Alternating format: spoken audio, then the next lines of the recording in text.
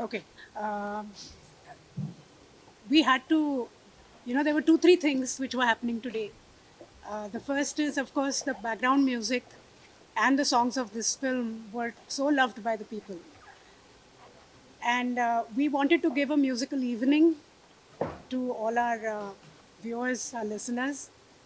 And also today is a very special day because the film is released on Z5 today. So we decided to celebrate two occasions.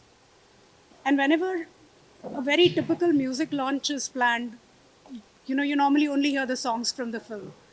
But the background of this film has been so appreciated by people that we thought that we'll create some kind of a very good audio visual kind of presentation. And through our research, we had all these real stories of the victims. So we decided to pick up about six main stories. And then just one thing led to the other. Darshan got involved. And then we decided to, both enact those stories together. And it became a very, I think we felt very good doing it. And as you said, कि आपकी आंखों में आंसू आ गए थे. So I'm glad that this event worked. दर्शन जी बोलिए।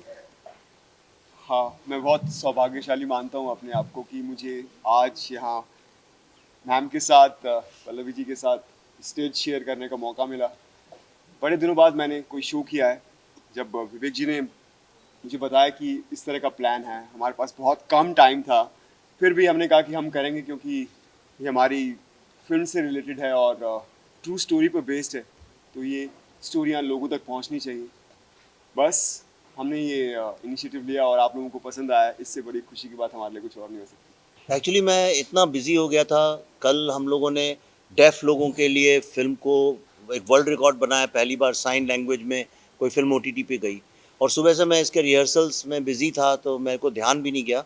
लेकिन अभी मैं जैसे ही मैंने शो ख़त्म हुआ फ़ोन खोला तो आप यकीन नहीं कर सकते हैं, कम से कम यानी इन हंड्रेड्स लोग इसके रिव्यूज़ फिर से लिखने लगे हैं, फिर से इसके बारे में बात करने लगे हैं। तो ऐसा लग रहा है जैसे कि फ़िल्म फिर से रिलीज़ हो गई है। और पहली बार मैंने देखा है कि ओटीटी में कोई फ़िल्म इस लेवल पे उसकी डिमांड है, इस लेवल पे सारी दुनिया में लोग देख रहे हैं। तो और सिर्फ वही लोग नहीं देख रहे हैं जिनने इसको पहले नहीं देखा था, बल्कि वो लोग भी देख रहे हैं जो इसको पहले देख चुके हैं। तो आज Z5 जो है साउथ ईस्ट एशिया की नंबर 1 चैनल है, अमेरिका में, यूरोप में, सब जगह। एंड मैं सबसे यही अपील करूँगा कि आप इस फिल्म को Z5 में जाके तुरंत देखें। हम सब लोग 9th क्लाउड पर हैं क्योंकि जब ये फिल्म थैंक्स टू विवेक जी और पल्लवी जी, उन्होंने मुझ पर ट्रस्ट किया और मुझे इस फिल्म का पार्ट बनाया। मुझे याद है मेरी पहली मीटिंग इनके साथ जब हुई थी तो इन्होंने जो स्टोरीज हमने अभी पेश की हैं आपके सामने, ऐसी ही बहुत सारी स्टोरीज जो उन्होंने टेस्टिमनीज फर्स्ट जनरेशन विक्टिम्स के साथ मिलकर शूट की थी, वो दिखाई थी। और मैं वो देखकर नम रह गया था। मुझे लगा था कि मुझे इस फिल्म का पार्ट बनना है और तभी हमें लगा था कि ये फिल्म लोगों के दिलों को छुएगी। लेकिन इस तरीके से हमने कभी इमेजिन नहीं किया था कि लोग इस फिल्म को अपनी फिल्म बना लेंगे, इसे प्रमोट करेंगे खुद से, इसे इतना प्यार देंगे। इंटरनेशनल लेवल पर हमारी फिल्म को इतना सराहा गया। सो मैं अपने आप को ब्लेस्ड मानता हूँ और बहुत शुक्रगुजार हूँ विवेक जी का, पल्लवी जी का, जी स्टूडियो का, कि हमें मुझे इस तरह का मौका मिला। हमारी टीम इतने कमाल की टीम की थी, पूरी टीम के साथ काम करने का मौका मिला। सो मैं अपने आप को बहुत सौभाग्यशाली मानता हूँ। Thank you. बहुत, एक कॉल नहीं बल्कि सोशल मीडिया पर मुझे बहुत सारे मैसेजेस आए। इवन ये ट्रेंड चल गया था कि मैं भी कृष्णा, क्योंकि लोग कह रहे थे कि हम भी इसी तरह कंफ्यूज हैं, हमारे सामने डिफरेंट डिफरेंट तरह के नैरेटिव्स आते हैं और सच्चाई कभी सामने आती नहीं है। सो वो रिलेट कर पा रहे थे अपने कैरेक्टर को इससे। सो इसीलिए ज़्यादातर यूथ इस फिल्म को पसंद कर रहा था और इसे देख रहा था कि वो कृष्णा पंडित के साथ रिलेट कर पा रहे थे।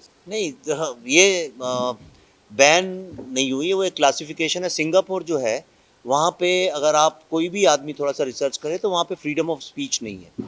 वहाँ पे बहुत सारे ऐसे सब्जेक्ट्स हैं जिनके बारे में बात करना अलाउड नहीं है।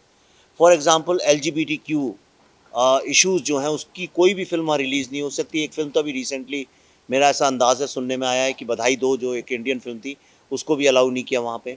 उसके अलावा last temptations of Jesus Christ, evil dead, the exorcist, यानी बहुत लंबी लिस्ट है। कई तो बहुत अच्छी खूबसूरत फिल्में हैं जो सारी दुनिया जिनकी इज्जत करती है, वो फिल्में भी वहाँ पे रिलीज़ नहीं हुई हैं। और अगर आप IMDb में देखें तो वर्ल्ड में सबसे ज़्यादा फिल्में अगर कहीं पे बैन हुई हैं तो वो सिर्फ सिंगापुर में हुई हैं। और बड़े अफ़सोस की बात है कि शशि थरूर जी जो कांग्रेस पार्टी के वरिष्ठ नेता हैं, कांग्रेस पार्टी जिसको मोतीलाल नेहरू जो कश्मीरी पंडित थे, पंडित जवाहरलाल नेहरू जो खुद पंडित लगाते थे अपने नाम के आगे, बड़े गर्व से अपने को कश्मीरी पंडित बोलते थे, इंदिरा गांधी, और वो कश्मीरी पंडित खानदान से हैं। उस पार्टी के नेता ने कश्मीरी पंडितों का मजाक उड़ाया, उनके ऊपर हंसी उड़ाई। मेरे ख्याल से बड़े दुख की बात है। नहीं, मैं ऐसा कुछ नहीं कहूँगा। बेसिकली ये दो तरह के लोग होते हैं, एक जो ह्यूमैनिटी पे बिलीव करते हैं और एक जो इनडायरेक्टली वोट पाने के लिए टेरर ग्रुप्स को सपोर्ट करते हैं। तो I won't name any party और एनीथिंग, बट यस, आप देखिए 99% लोग तो ह्यूमैनिटी के साथ खड़े हैं। If I was part of Bollywood, I would have made Kashmir Files 1, 2, 3, 4, 5, 6, 7, 8, 9, 10. But sadly, I am not. So मैं बिलीव कर हमने एक ट्रिलॉजी बनाना डिसाइड किया था, जिसकी पहली पार्ट थी द ताशकंद फाइल्स, जिसका दूसरा पार्ट है द कश्मीर फाइल्स, और इसका तीसरा पार्ट होगा जिसका मे बी उसका नाम द टेली फाइल्स होगा। देखिए, इसके दो एंगल्स हैं। सबसे पहला एंगल ये है कि इस फिल्म में जितने भी एक्टर्स थे उन सब लोगों ने इतना ज़्यादा बिलीवेबल कैरेक्टर बनाया अपना। और मैं सबकी बात कर रही हूँ, Darshan was brilliant in the film, Bhasha was brilliant, Anupam ji was outstanding in the film, Mithun da, Puneet sir was so good in the film, everyone who participated in the film. लोग फिल्म देखते हुए ये भूल गए थे कि ये मिठुन चक्रवर्ती हैं या ये अनुपम खेर हैं या पुनीत सर हैं जिनको हमने दुर्योधन के रूप में देखा है, या दर्शन है, या मैं हूँ। विद इन नो टाइम जब लोग फिल्म में देखने लगे, हम सबको, उन सब लोगों को वो सारे किरदार असली लगने लगे। तो कई बार लोगों ने मुझे आके ये भी कहा है that we hate you completely.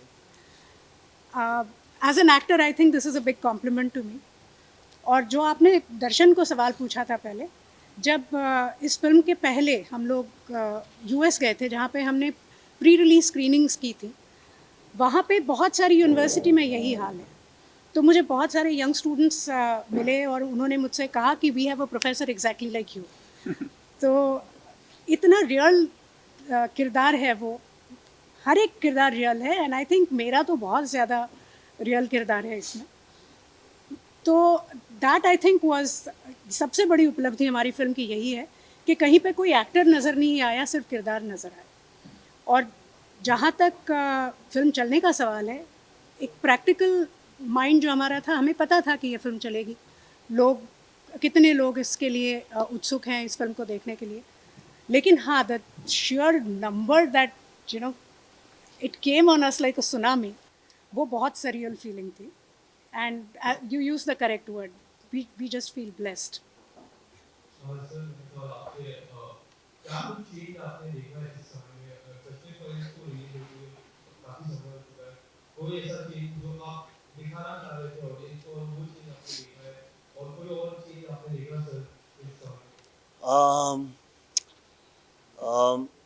सबसे पहला जो चेंज है वो ये कि जो हमेशा लोग कहते थे क्या फ़िल्में जो हैं वो सोशल चेंज ला सकती हैं, क्या वो रियलिटी को दिखा सकती हैं, तो इस फिल्म ने सोशल चेंज लाया है।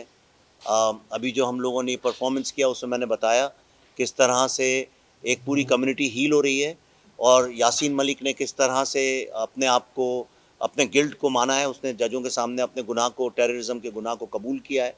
ये मेरे ख्याल से एक बहुत बड़ा चेंज है, और सारा हिंदुस्तान नहीं, पूरी दुनिया आज जेनोसाइड और टेररिज्म के बारे में बात कर रही है। ये भी अपने आप में एक बहुत बड़ा चेंज है।